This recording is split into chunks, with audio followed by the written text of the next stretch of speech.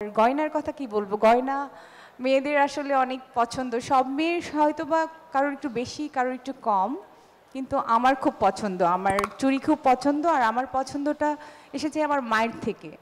আমার মা গয়না খুব পছন্দ করতো, এবং ছোটবেলা থেকে ছোট ছোট কানের, তারপরে নূপুর এগুলো বানিয়ে দিত, তখন থেকে মানে পড়তাম।